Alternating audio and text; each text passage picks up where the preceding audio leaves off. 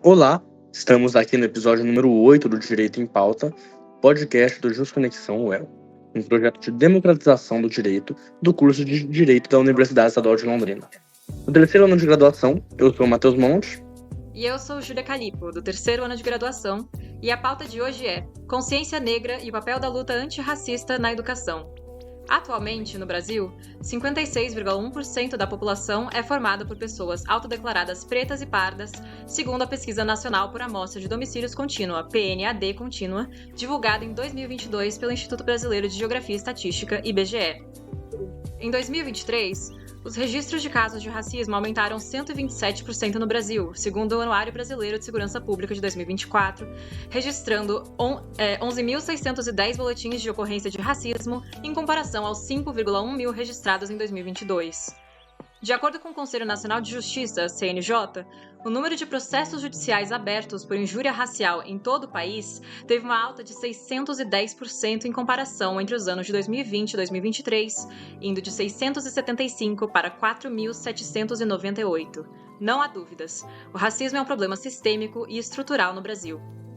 Falamos em racismo estrutural, pois, conforme afirma Djamila Ribeiro, nossa sociedade se fundou em bases racistas, tornando o racismo parte do cotidiano brasileiro, em que estão completamente naturalizados hábitos, situações, atos, falas e pensamentos que promovem, direta ou indiretamente, a discriminação e o preconceito, colocando a população negra em situações de reiterada e constante vulnerabilidade. Essa realidade leva à desvalorização da cultura, história e existência da população negra, alimentando a desigualdade no Brasil. De acordo com o antropólogo Kabengele Munanga, professor da Universidade de São Paulo, USP, e um dos principais estudiosos das relações étnico-raciais no Brasil, é necessária uma abordagem em 3 eixos para o enfrentamento do racismo: legislação, educação e ações afirmativas.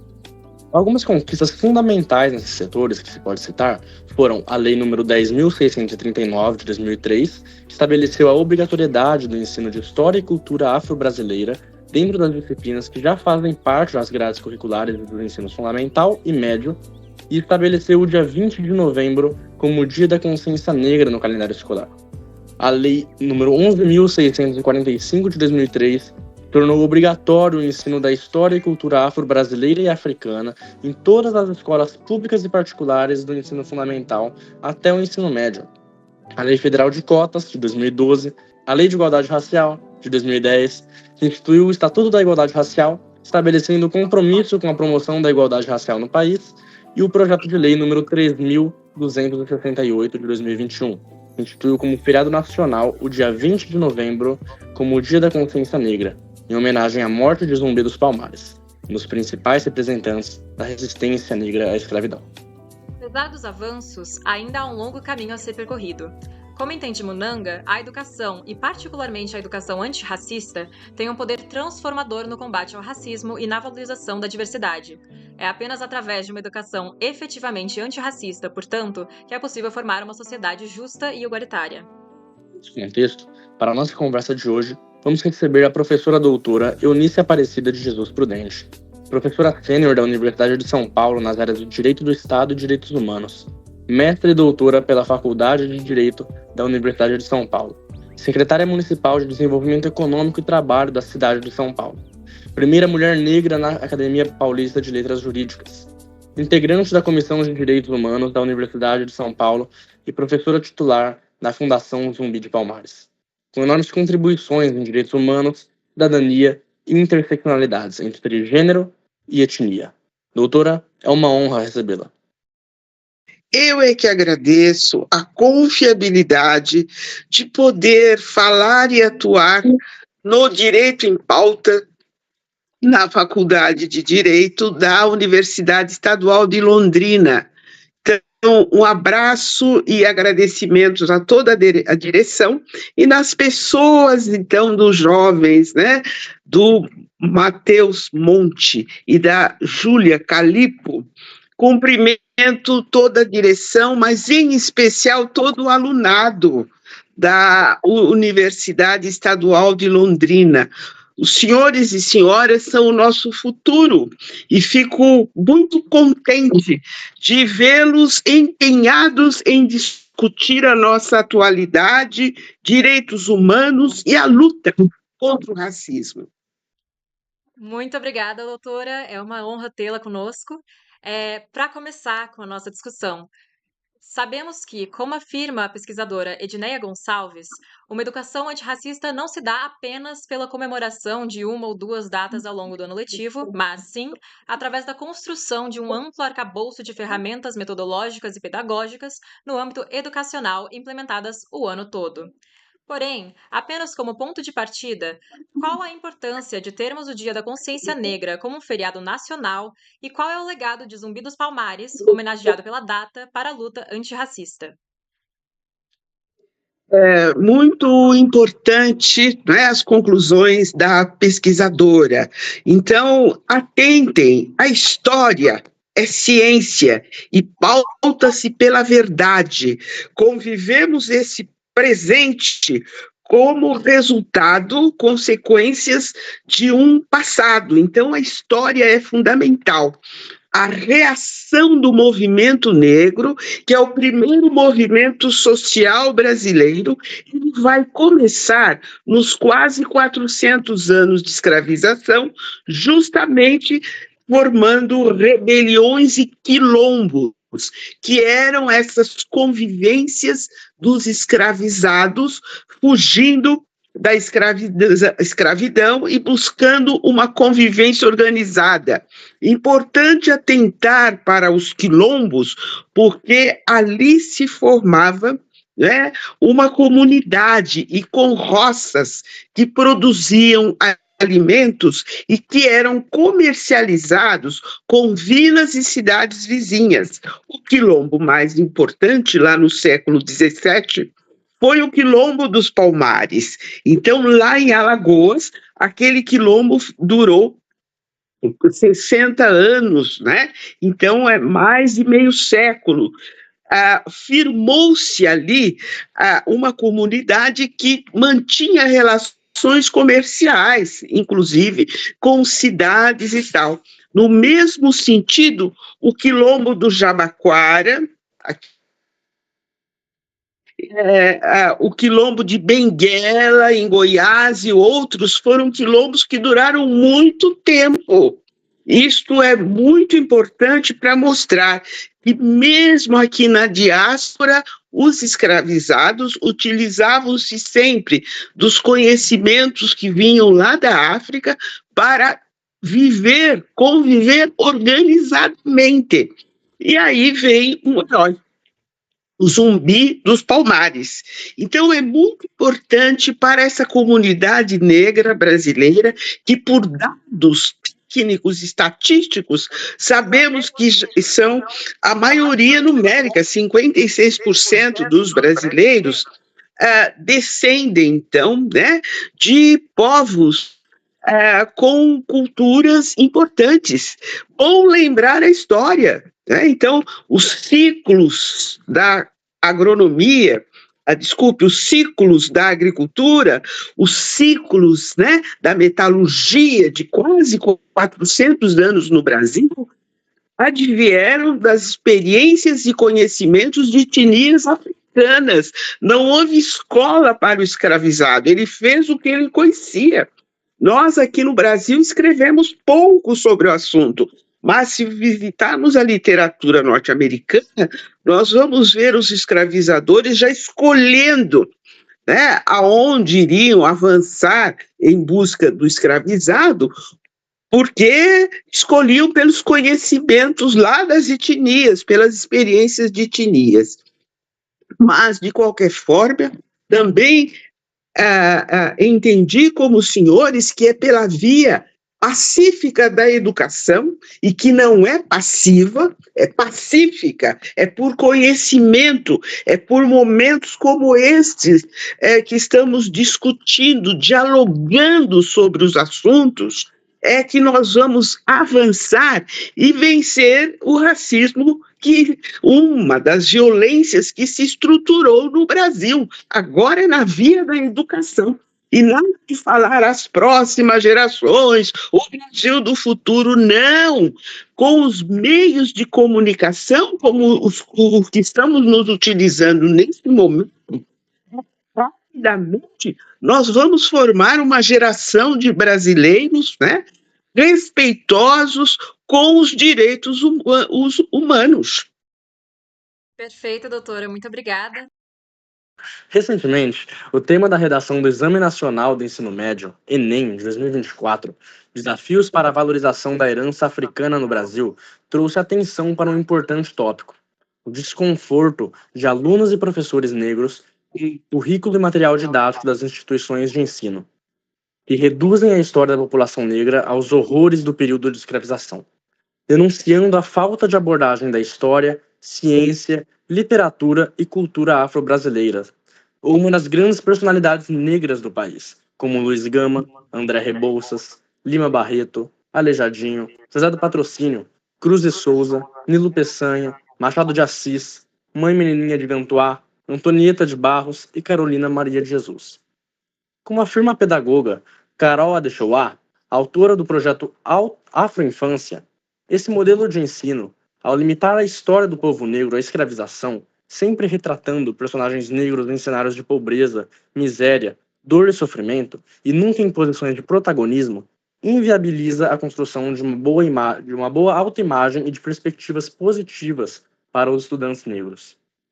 A Adechowá afirma que a pedagogia afrocentrada vai além de inserir fatos históricos da África no currículo, tratando-se de um esforço para potencializar a criança preta e parda e garantindo o aprendizado de uma cultura com a qual ela se reconheça. Dessa forma, doutora, qual é a importância da construção de um currículo e de um material didático que, para além do mero ensino da escravização, eduque os alunos na vasta e rica história e cultura afro-brasileira? E, além disso, de que forma a educação antirracista pode contribuir para o desenvolvimento dos alunos pretos e pardos, para a formação da consciência crítica e da cidadania para todos os estudantes, e, em maior escala, para a construção de uma sociedade mais igualitária e justa? Pois não, momento histórico. Atentem que o tema é do Enem Nacional, todos estão em torno do assunto, a nos demonstrar que o advento da Lei 10.639, ela veio aperfeiçoar a Lei de Diretrizes e Bases da Educação. É o começo, o caminho, não é? Para vencermos as violências do racismo, porque é o conhecimento de cultura afro-brasileira, de história da África, é conhecer aquele que chamamos o outro e que, na verdade, somos nós mesmos, todos os brasileiros. Não há família negra no Brasil que não tenha integrantes brancos. Não há famílias brancas no Brasil sem integrantes negros. Somos um povo, sim, miscigenado, mas precisamos conhecer as nossas raízes. Então, quando esse tema é colocado, vejam, significa que é importante, então é importante, por isso que está lá no Enem. Vai depender aí, né, o desenvolvimento das redações desse candidatos, alunos tão jovens, vai depender, sim, de professores que realmente colocaram a Lei de Diretrizes e Bases da Educação, é uma lei nacional tão importante, em prática. Trouxeram para esse alunado esse conhecimento. Isso significa que cada um dos centenas e centenas de partícipes ali não serão mais as mesmas pessoas. Quem foi bem, mas mesmo quem foi mal vai correr agora atrás de informações a respeito dessa contribuição negra. E aqui aumentando um pouco, e não se fala em escravidão. Escravidão é um sistema jurídico do mundo antigo, que está na Bíblia e que esteve presente em todos os povos do mundo, inclusive entre os africanos, porque na antiguidade se escravizavam pessoas criminosas, povos vencedores de guerra escravizavam perdedores, etc. Não, o que precisamos estudar com seriedade na atualidade é que o que houve nas Américas foi uma escravização de africanos e ameríndios, expressando uma fase grave do sistema socioeconômico capitalista que, das práticas mercantis, chegou às primeiras revoluções industriais escravizando pessoas. Por isso que o tema é político, é econômico, é importante, precisa estar na pauta dos governos, precisa estar nas pautas das relações internacionais, porque há alguns estados que mal são citados na nossa história, como Bélgica, Suíça, Holanda, Holanda, a Inglaterra, que é citada, mas não com a profundidade, porque esses estados foram os primeiros a se industrializar. Eles enfrentaram, sim, as primeiras revoluções industriais, porque lucraram muito com o tráfico negreiro, lucraram muito com a escravização de pessoas. É por isso que hoje as pautas internacionais precisam discutir o assunto e internamente cabe ao Brasil, então, integrar todos os brasileiros, inclusive esses que são descendentes dos escravizados, porque se atentarmos que estamos vivenciando na atualidade um governo democrático, onde nós temos, né, uma política de dados abertos, e aí temos o IBGE, o IPEA e outros órgãos do governo, mas temos também uma sociedade civil de muita qualidade, porque estamos num Estado democrático de direito. Nós temos o Fórum Nacional de Segurança Pública, o Instituto Etos, a Transparência Brasil, a Transparência Internacional. Então, é daí que nós tomamos esses dados e, através desse mecanismo, dessa ferramenta chamada interseccionalidade, com dados técnicos, com dados científicos, portanto, verdadeiros, nós vamos estudá-los, analisá-los, interligá-los, e aí nós temos o conhecimento da realidade. É assim que fazemos pesquisas, sobretudo, né, numa universidade como a Estadual de Londrina, que é muito importante. Então, é através dessas interseccionalidades. E aí, com esses resultados, nós encaramos, né, via a educação, os momentos de transformação. Veja que não há revide, não há vingança, não há violência, não. A busca do racismo, ela não é passiva, ela é pacífica, porque é via a educação, a informação, e há momentos como estes, porque nas próprias perguntas que me fizeram, elas já vêm plenas de dados técnicos, dados científicos, dados estatísticos. Isso é a verdade, a realidade brasileira. Ela precisa ser mudada? Então vamos dialogar. Aí vamos ao governo, e é o IPEA, né, Instituto de Pesquisa Econômica e Aplicadas, e nos seus relatórios anuais nos informa: olha, o Brasil não é pobre, ele é injusto. O problema brasileiro, segundo o IPEA, não é a escassez de recursos, é a distribuição de recursos. Estamos aqui neste sul, onde o agronegócio é tão importante. Pois é, questão de fome, temos que conversar por aqui, sim, porque nós temos as informações e os dados, não é? E não estamos pregando contra quem quer que seja. Queremos uma distribuição justa, e eu lembraria até cristã, né? Aí, para vencermos fome, etc. Veja o encontro internacional lá do Rio de Janeiro nesse momento. Doutora, muito obrigada. Passando para a nossa próxima pergunta, a Lei 12.711 de 2012, conhecida como Lei de Cotas, determina que metade das vagas, 50%, de instituições de ensino superior públicas devem ser destinadas a candidatos que estudaram os 3 anos do ensino médio na rede pública de ensino. Após a revisão da lei em 2023, todos os estudantes concorrem, em primeiro momento, às vagas de ampla concorrência, mesmo que se enquadrem no perfil de cotistas.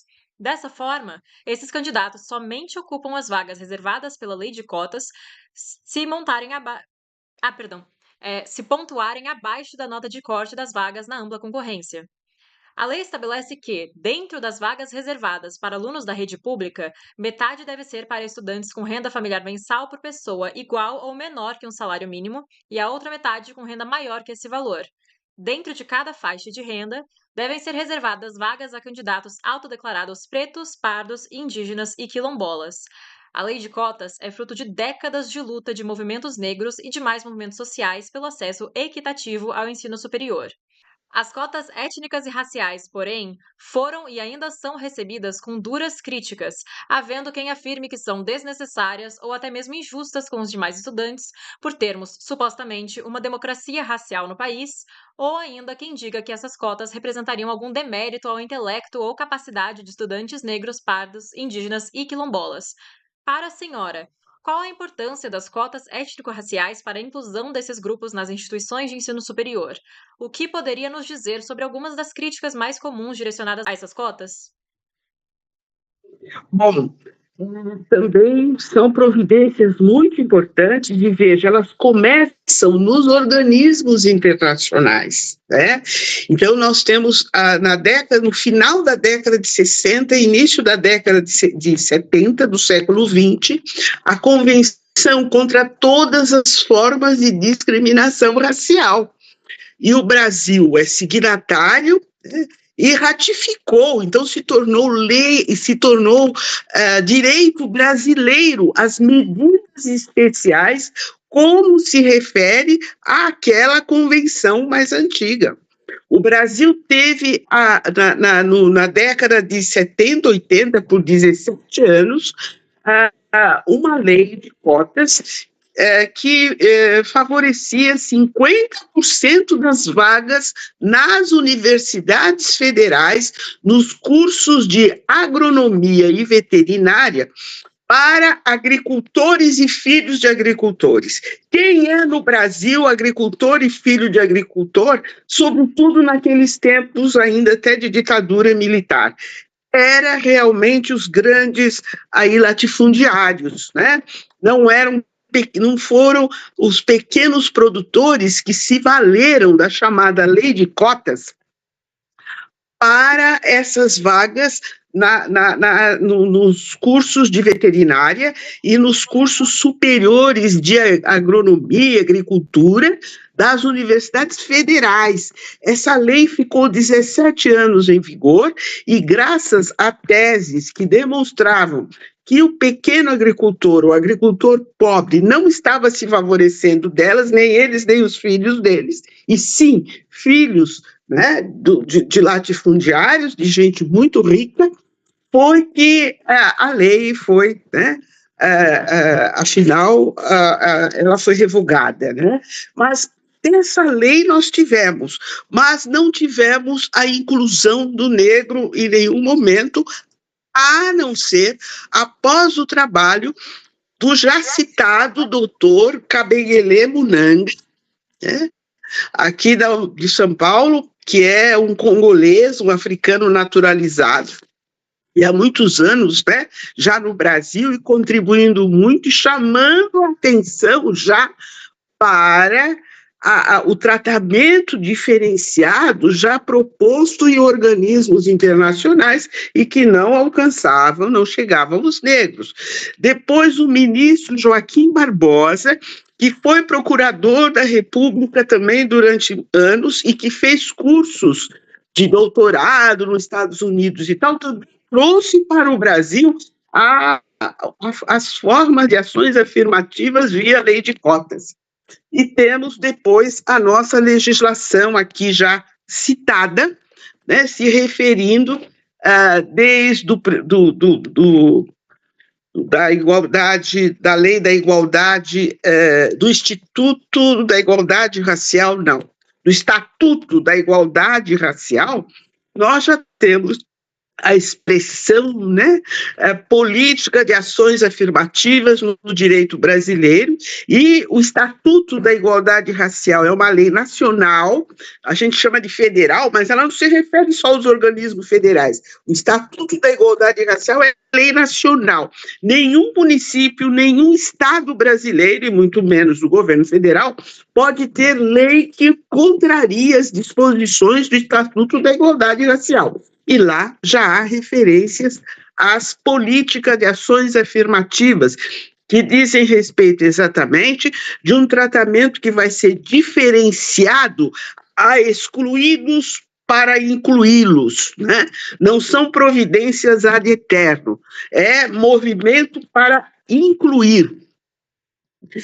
E nós temos mais recentemente a Convenção Interamericana de Direitos Humanos contra o racismo, contra a intolerância, contra todas as formas de preconceito. Ela é bastante completa e já usa a expressão, né, política de ações afirmativas. As cotas são uma forma delas.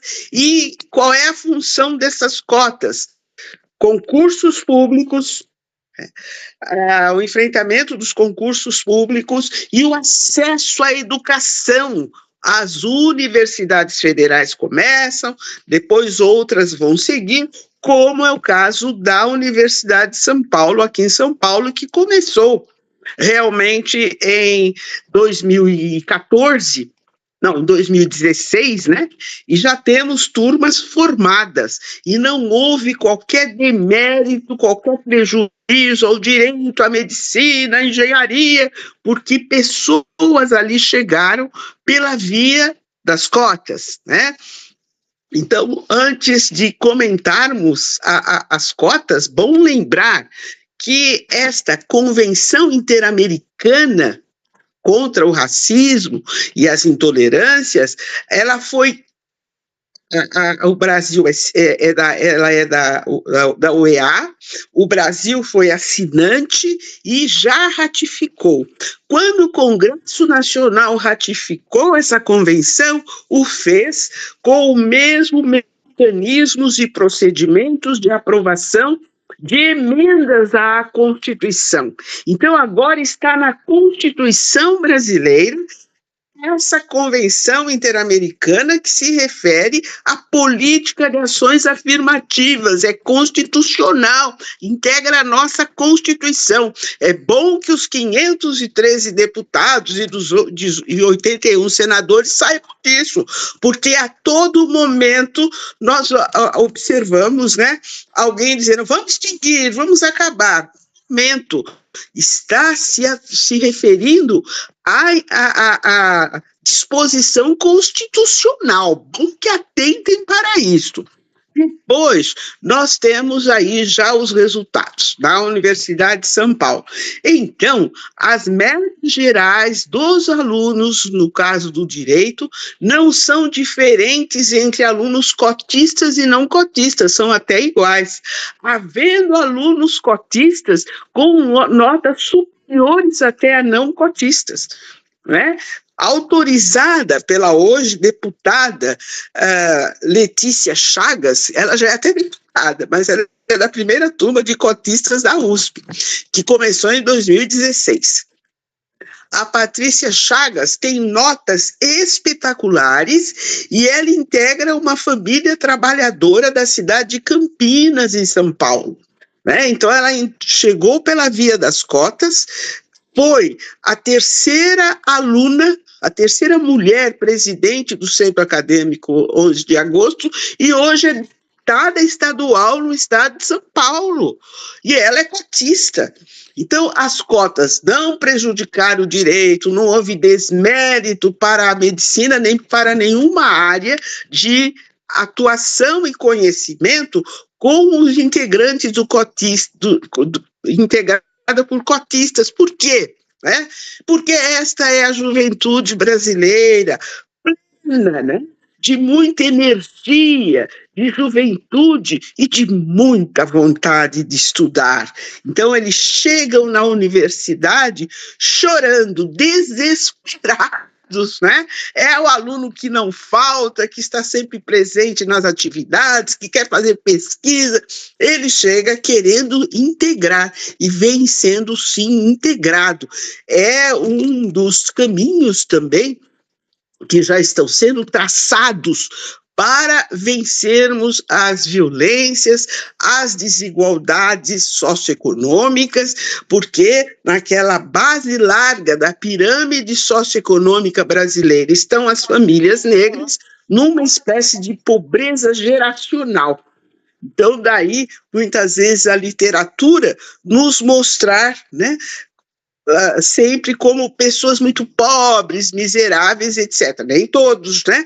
Mas é uma das realidades que alcançam os negros brasileiros.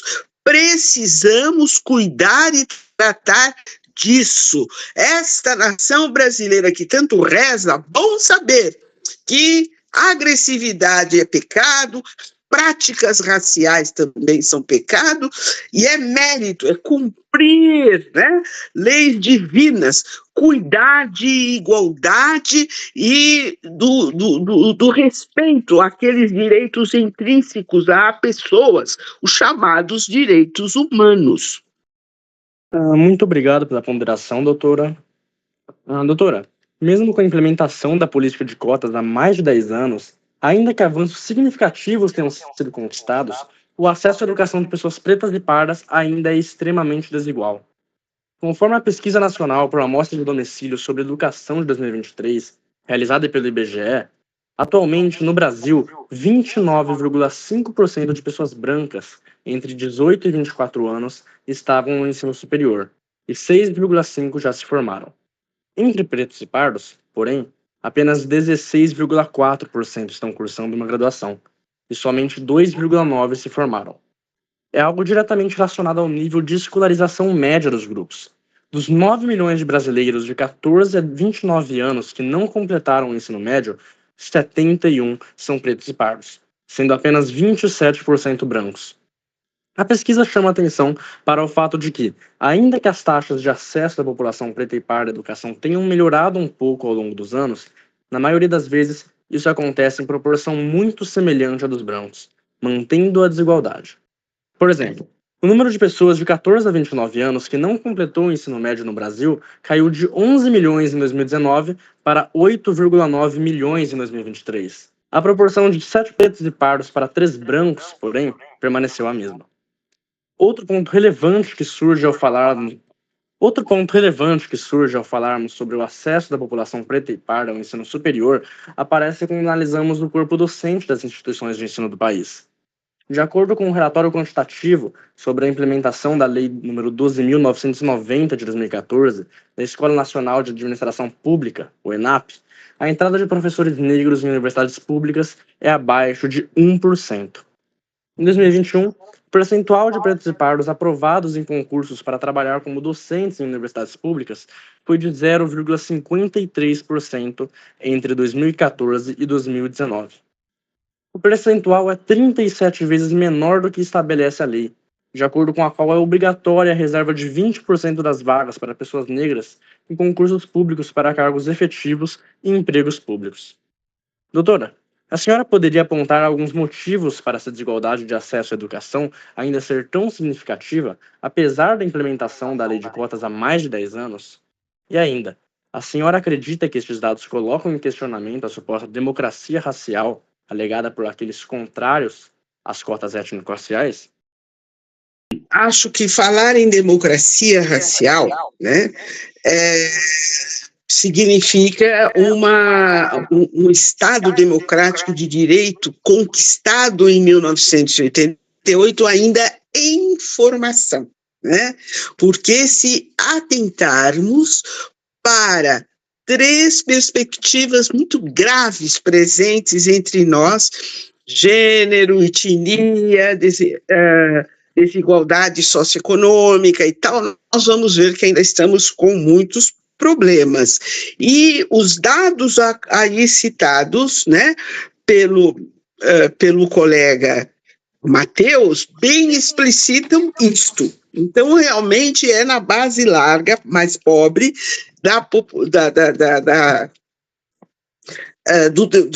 dessa nossa convivência econômica é que se encontram as famílias negras, né? E o resultado, como é que vamos ter o doutor negro, como é que vamos ter, então, o docente negro na universidade? Então, estamos realmente em construção. Para ser professor na universidade, pode cursar uma graduação. Então, isso é um pouco. Mas veja que a realidade socioeconômica está muito diferente. Então, vamos lá. Como é que foram os inícios? Aquela nossa primeira Constituição monárquica de 1824, né, não se refere à escravização de pessoas, não esclarece qual é o sistema socioeconômico adotado no Brasil. Então, nós tivemos justamente nos tempos liberais, né, do pensamento liberal, a escravização de pessoas. O que vigiu entre nós brasileiros foi um liberalismo para nós de casa. Foi um liberalismo brasileira, porque era um absurdo a Constituição se referir a liberdades e, na verdade, estávamos aqui escravizando pessoas. Mesmo se atentarmos para a nossa primeira Constituição de cunho social, a de 1934, quando ela se refere aos direitos sociais finalmente conquistados, na parte referente à educação, ela se refere à eugenia, que era a forma, né, ali de se apurar raças que fossem superiores na formação aqui do Brasil. Entre a legislação imigratória, nós vamos ver as primeiras, nos atos normativos do Império, a primeira mesma que inaugura a imigração é do Pedro II, ele quer gentes brancas da Europa. Não por acaso, nós vamos ver nessa imigração, com base em legislação explicitamente racista, a formação de São Leopoldo e das colônias, né, brasileiras alemãs no sul do Brasil, que foi assim que tudo começou, né, para depois alcançar muitos outros povos. Mas mesmo na época Vargas, nós temos decreto-lei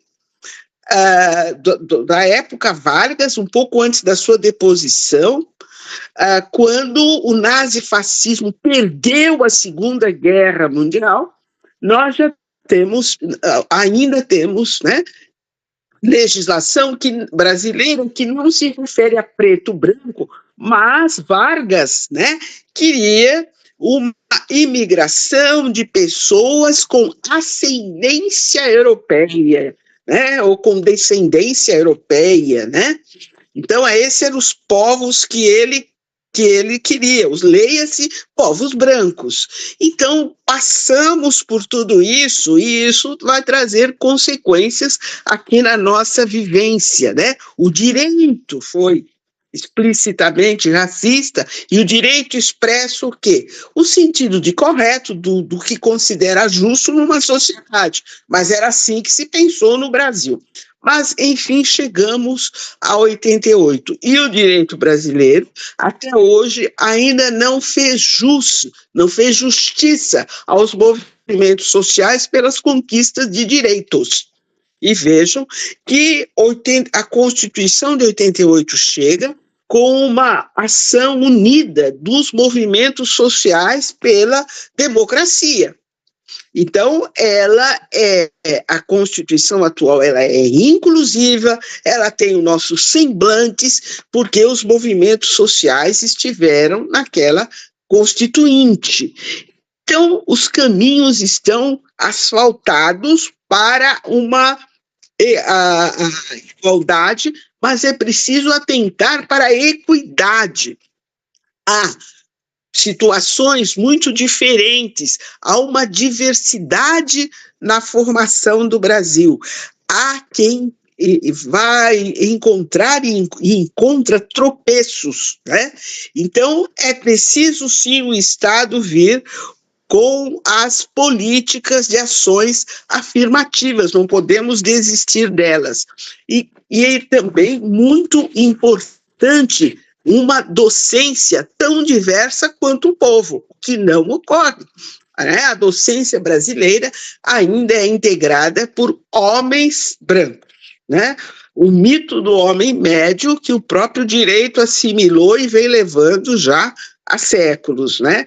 Então, é o momento de rever tudo isso, patriarcalismo também presente entre nós. Então, políticas de ações afirmativas precisam estar presentes também, né, nos concursos para a docência. É preciso, né, na prova escrita, né, realmente ela ser inominada, ela não pode ser identificada, né? No Enem e outros aí. A prova não é identificada, você não sabe de quem é aquela prova, o examinador não sabe. Então, as provas escritas para os concursos docentes, né? Elas precisam ser desta forma, onde o examinador não consiga identificar quem é exatamente o candidata. Depois também precisamos extinguir a última fase, que são indicações, né? Então, isso precisa ser extinto, isso não é igualdade, não é prática, né, de igualdade substancial numa sociedade tão desigualitária como a brasileira. Então, é preciso, sim, né, aí alterar os concursos públicos. Cito a Universidade Católica de São Paulo.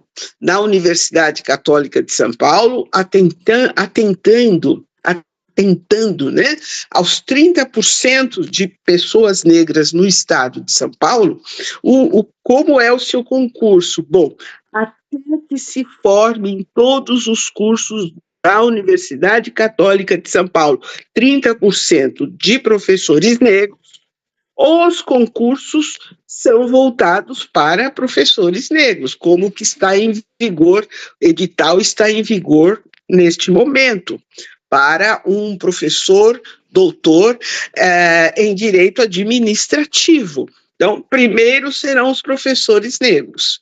Então, essas, né, providências são justamente para diversificar também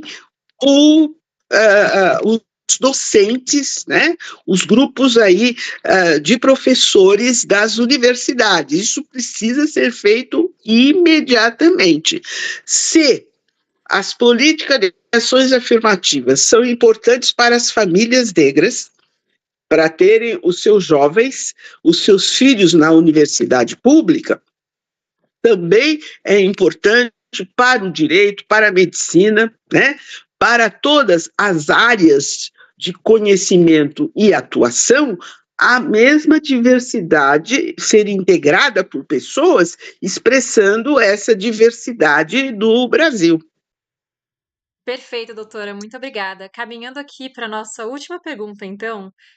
Trazer a educação antirracista e discussões sobre o racismo e suas consequências para as salas de aula é algo fundamental, de forma a não apenas cumprir com as leis 10.639 de 2003 e 11.645 de 2008, mas potencializar os estudos, pesquisas e atividades curriculares e extracurriculares sobre relações étnico-raciais, valorizando, reconhecendo e difundindo conhecimentos produzidos por povos africanos e afro-brasileiros. Como afirma a professora pesquisadora Valéria Carvalho, da Escola Politécnica de Saúde Joaquim Venâncio, é preciso trazer essas perspectivas e discussões de forma estrutural no currículo acadêmico, e não apenas pontual.